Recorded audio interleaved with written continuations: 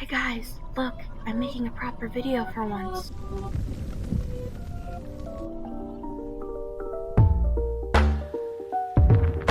So, Breath of the Wild. It is a fantastic game. Even though it ranks below my favorite games of all time, I can pick it up and play it anytime and enjoy every moment of it. This game's open world experience evokes an extremely emotional response from me. Naturally, you'd expect me to be ecstatic when I found out it was getting a proper sequel that I have been hoping for since I first finished it.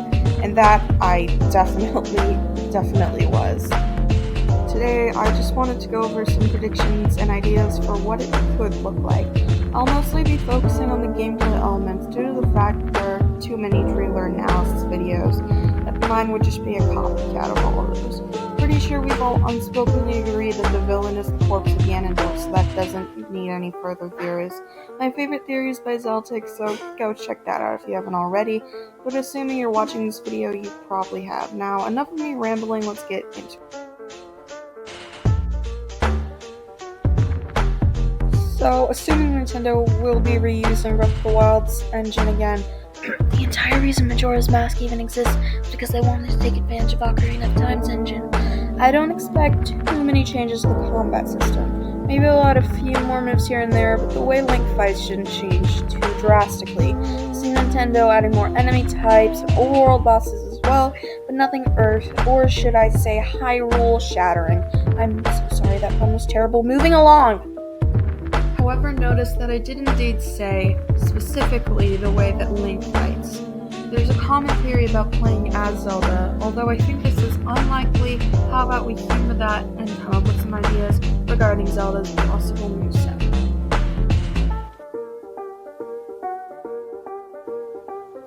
Look guys, Zelda's a girl in this game. Whoa! All jokes aside, if Zelda were to be playable in the sequel, yes, the sequel, I'm not calling it Breath of the Wild 2, considering both Majora's Mask and Wind Waker are direct sequels to Ocarina of Time, and we are called Ocarina of Time 2, so stop calling it that! Okay, I'm calm now. If Zelda is playable, I'd assume she'd have a different style moveset to Link. Well, I don't have too many ideas for this, and I'm not sure why it warrants its own section. I do want to discuss something. Instead of Zelda using the Master Sword, wouldn't it be cool if we could just utilize Zelda's sealing power in some way? I mean, come on, using a giant ball of light to take out a group of enemies? That sounds badass. Though this maybe could be implemented similar to the champion's abilities in the original, so it isn't too overpowered.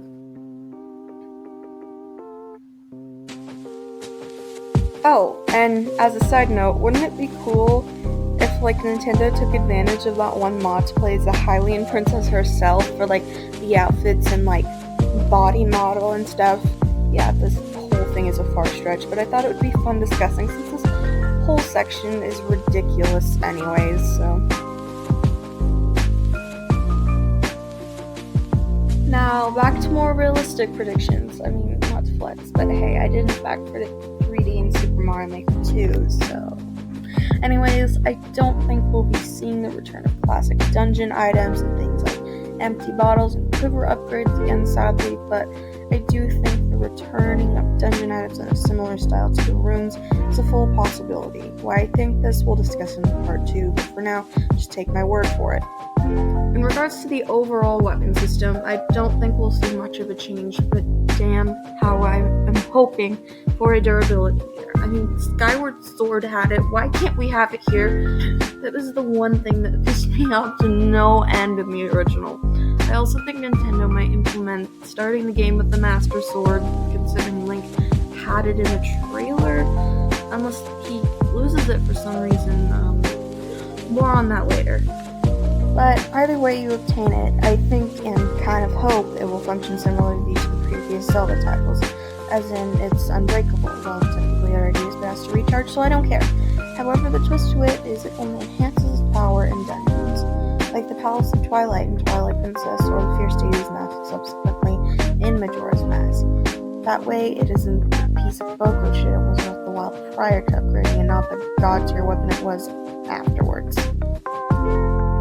I would like to see an upgrade system for it, but, late game. Like I said, unbreakable. So obviously having the game start out with the massive power of the already unbreakable Master Sword with 60 damage and that badass light coming from it completely take away the purpose of finding new weapons, unless you're like me and like to use weapons that look cool. In that case, disregard that last sentence. So about the clothing thing, I think we will be starting out with the champion's tunic and the outfit that goes with it. If you take into account the trailer, the system itself won't be too much of a change, like getting armor from side quests and buying it through rupees. I mean, come on, that's a perfect system. I don't see why Nintendo would abandon it if the game is going to be similar to Breath of the Wild.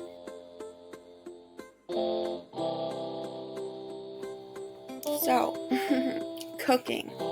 That stays the same, assuming we're getting an open world style like Breath of the Wild again, and according to Nintendo, we probably are. But for Hylia's sake, please remove the ability to just heal in the middle of battles. I mean, you can just go to Lover's Pond, get some hearty radishes, and fill your inventory with one hearty fried greens dish for every year Link slept. Okay, I'm getting heated, but I am hungry for a challenge. I mean, I know I'm just a minority who's completely mastered Breath of the Wild already, and there'll be some new players that still haven't adapted, but for all of us fangirls, fanboys, and fan non-binaries who are spending their time making and watching these videos like this, and looking at you, Zelda Master, we want to learn new stuff, period. Like, gold enemies, outside Master Road, anyone.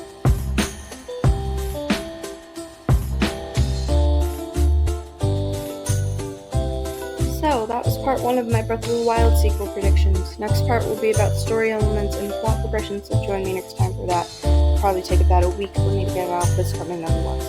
Other than that, likes and dislikes are hugely appreciated, so I know what you guys like and don't like. If you want, leave a comment about your own predictions and what I can improve on and keep the same. You can subscribe if you want, but I don't tell you how to live your life. See you in the next one. Hiya!